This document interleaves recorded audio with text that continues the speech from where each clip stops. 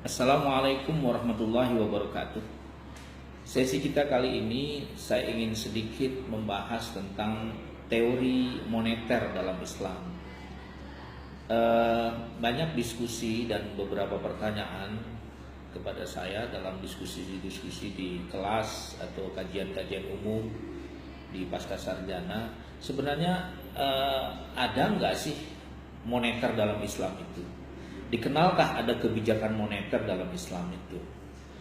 Saya jawab, Islam mengenal sejak masa yang paling awal dari pertumbuhan agama Islam itu tentang sistem moneter.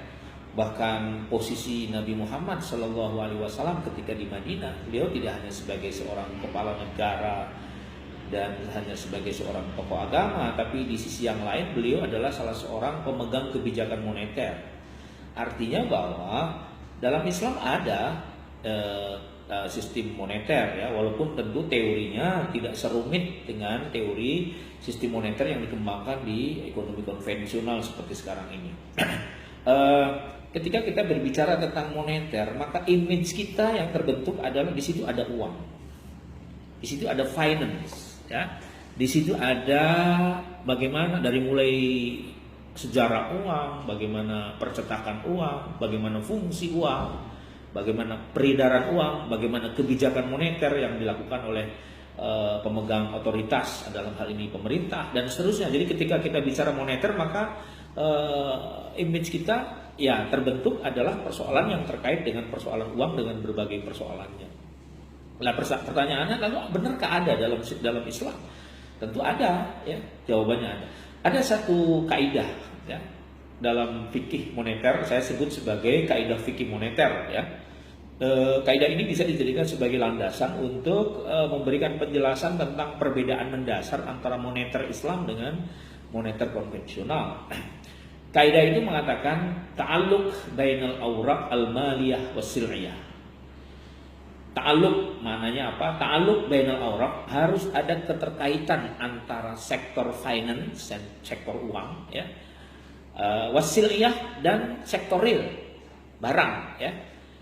Artinya apa? Berdasarkan kaidah ini, moneter Islam menganut ada hubungan yang erat atau harus ada keterkaitan antara sektor uang, sektor finance, moneter dengan sektor real. Maknanya apa?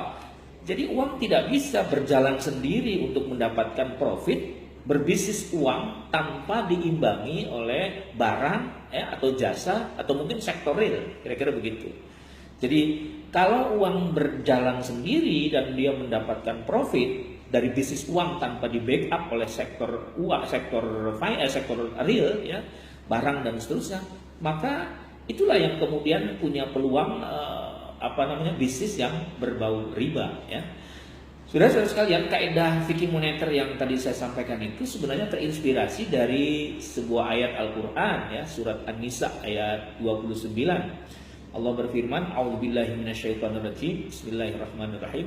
Ya ayyuhalladzina amanu la ta'kulu amwalakum bainakum bil batil illa an takuna tijaratan an taradhim minkum."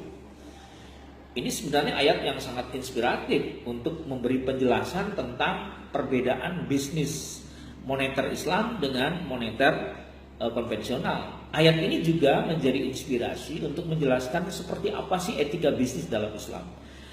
Kalau saya terjemahkan tadi, wahai orang-orang yang beriman, janganlah kalian makan dari bisnis yang berbau batil, bisnis yang batil ya. Kecuali kalian melakukan transaksi tukar menukar atau jual beli dengan cara yang ridho. Pesan pertama kita coba tafsirkan kata-kata batil yang kalau kita kaitkan dengan kaidah moneter tadi. Kata-kata batil dalam surat An-Nisa 29 itu maknanya salah satunya adalah bisnis yang berbau riba ya. Hal ihwal tentang riba sepintas sudah saya coba jelaskan di beberapa video terdahulu. Jadi riba itu kan sebenarnya terpisahnya sektor finance dengan sektor real. Maka ada satu definisi ya dari berbagai definisi riba itu di dalam para ulama mendefinisikan salah satunya adalah az-ziyadah lam yuqabilha iwad. Maknanya apa? Suatu tambahan yang di luar capital ya, yang tidak di backup dengan iwad, dengan pengganti. Pengganti yang dimaksud adalah sektor real. Jadi kalau ada transaksi utang piutang lalu ada tambahan dari capital tanpa diimbangi di backup oleh sektor real, maka itulah terminologi riba yang sudah kita pahami beberapa sesi yang lalu. Nah, dalam teori moneter Islam, basicnya adalah berbasis sektor real, ya. Tidak boleh uang itu berjalan sendiri, dan ini sangat kontras perbedaannya dengan moneter konvensional yang mengakui bahwa uang bisa berjalan sendiri, ya. Maka saudara-saudara sekalian bisa kita lihat pada abad memasuki abad ke-20 itu sampai abad sekarang sampai hari ini itu terjadi krisis sekitar 20 kali krisis besar, dan itu ternyata terjadi pada krisis moneter, ya.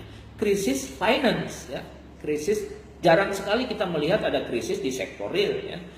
Karena ada satu riset yang saya kira perlu dijadikan sebagai rujukan. Misalnya uang itu beredar dalam satu hari di seluruh dunia kurang lebih sekitar 700 triliun US dollar.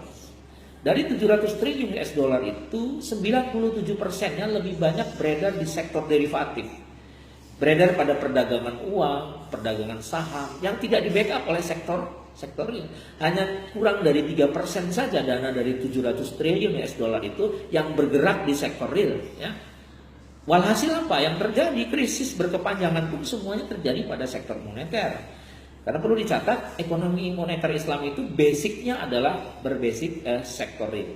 Nah, saudara-saudara sekalian, itulah saya kira yang membedakan, yang memberi penjelasan tentang kaidah tadi. Jadi, prinsip perbedaan dasar antara moneter Islam dan moneter konvensional dalam hal kedudukan uang.